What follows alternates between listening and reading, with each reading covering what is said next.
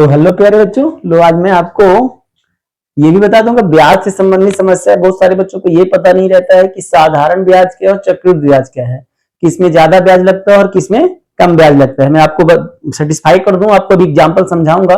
साधारण ब्याज मतलब जैसा नाम है साधारण, और चक्रवृद्धि मतलब इसमें ब्याज का ब्याज देना पड़ता है। और इसमें बच्चों साधारण ब्याज का बस एकदम सिंपल सा ब्याज, एक बार दे दिए, जिसको पैसा जिसने जिससे ले लिए उसको लास्ट में वापस जब करेंगे उसी का टोटल का लग जाएगा। लेकिन चक्रवृद्धि ब्याज जैसे मान लो 1 साल बाद आपने जो भी कुछ पैसा लिया, फिर उसका जो ब्याज बना साल भर में उसको ऐड करके फिर अगले सत्र में आपको उस ब्याज का ही ब्याज देना पड़ेगा। अर्थात कैसे, मान लीजिए कि रामू नाम का कोई व्यक्ति है जो 8,000 रुपए मतलब क्या किया बच्चों, कर्ज लिया जहां समझना हो, चाहे बैंक से समझिए चाहे किसी से, और वो 10% वार्षिक ब्याज की दर से लिया। 10% वार्षिक ब्याज की दर से लिया बच्चों, लेकिन 3 वर्ष के लिए। कितने के लिए? 3 वर्ष के लिए उसने ब्याज लिया। ठीक है, तो समझिए इसमें मैं आपको दिखाऊंगा कि मतलब है, वीडियो छोड़ के मत जाइएगा ताकि आपको ये कंसेप्ट क्लियर हो जाए कि मतलब साधारण ब्याज और चक्रवृद्धि ब्याज में क्या डिफरेंस है ना, क्या अंतर है, और दोनों में क्या कैसे मतलब है, कौन सा कितना ज्यादा होगा, कितना है ना। अब आपको मैं आज दिखाता हूं। देखिए सबसे पहले साधारण ब्याज देखिए। साधारण ब्याज, तो साधारण ब्याज का सूत्र आपको पता है, सिंपल इंटरेस्ट वही एसआई कहते हैं, P into R into T upon 100 होता है। पी बोले तो मूलधन, मूलधन कितना था बच्चों आपका 8,000 था, और आर क्या है बच्चों, रेट है, दर जिसे कहते हैं, जिसमें परसेंट लगा होता है, तो वो 10 है। और टी टाइम मतलब समय, समय कितना बच्चों 3 वर्ष है। अब बटे में ये सूत्र में होता है कि 0 से 0 कैंसिल कीजिए, इसको 0 से 0 कैंसिल कर दिए, यानी बच्चों जो एसआई आपका आएगा, एसआई मतलब कसाई एसआई जो आएगा बच्चों तो कितना हो जाएगा, 8 3 24, 8 3 जा 24, एक जीरो था यहाँ पे बच्चों, नहीं 2 जीरो है बच्चों, है ना, 2 जीरो, 1 जीरो कटा है ना, 1 यहां से कट गया था।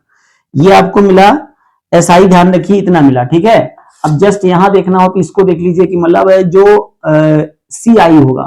अब सी आई कितना होगा, देखिए कितने का फर्क पड़ेगा। सी आई का सूत्र ऐसे होता है बच्चों,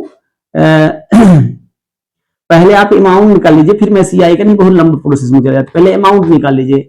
अमाउंट में दोनों चीजें मिक्स होगी, फिर सी आई, जब सी आई निकालेंगे तो हम अमाउंट में प्रिंसिपल को माइनस कर देंगे। ठीक है ना, ये प्रिंसिपल है, ये रेट है, और ये टी है, समय है। ठीक है, चलिए तो सूत्र क्या होता है इसका, एज इक्वल टू होता है, सॉरी एज इक्वल टू होता है पी 1 प्लस आर अपॉन 100 का पावर टी होता है। आर चाहे कैपिटल रखी चाहे स्मॉल रखी फर्क नहीं पड़ता, आर रेट से मतलब है।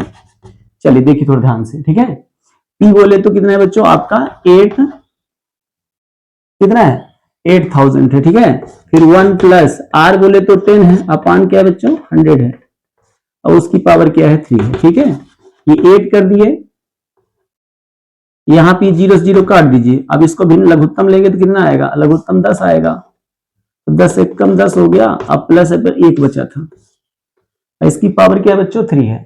फिर देखिए, अब देखिए यहां पे 11 बटा 10 होगा, और इसकी पावर क्या है 3 है। ठीक है, अब देखिए इसको 3 बार खोलिए, इसको और 1 0 घट रहा है, घटाइए नहीं ब्याज तो फिर घट जाएगा। 11/10 हुआ, 11/10 हुआ, और 11/10 हुआ। ये देखो तीनों बच्चों 0 कट गए, इनके कट गए, 8 बचा। कितना बचा, नीचे में नहीं दिखेगा, थोड़ा सा मैं इधर कर लेता हूं फिलहाल, इधर है ना, ताकि थोड़ा समझ में आ जाए। देखिए कुछ नहीं करना बच्चों, अमाउंट आपका यहाँ निकलने वाला है।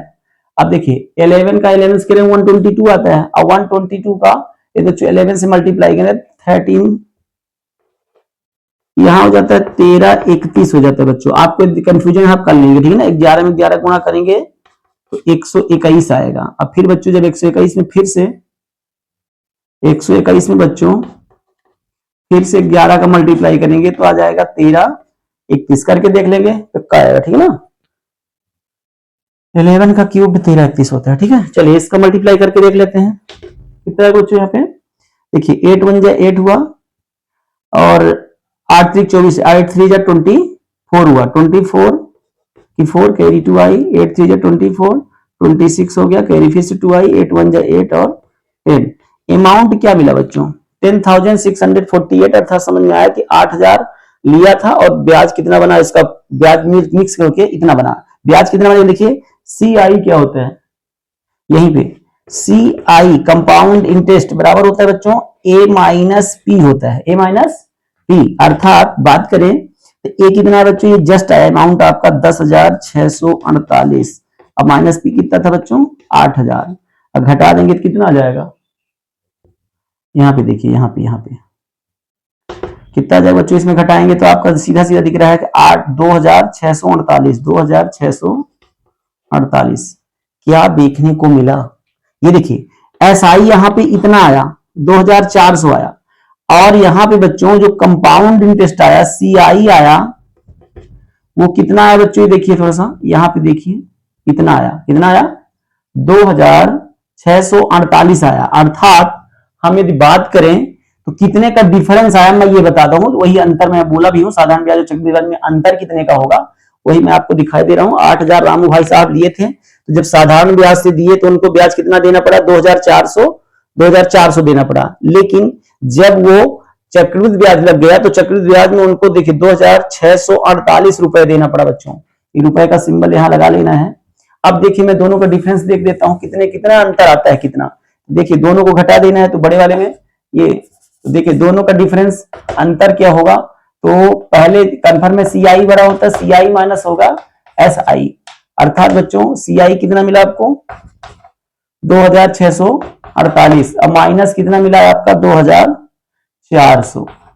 सीधा सीधा दिख रहा है बच्चों कितने का डिफरेंस है, देखिए कितने का डिफरेंस है, देखिए 4 2 6 यानी 248 रुपए का डिफरेंस मिला है।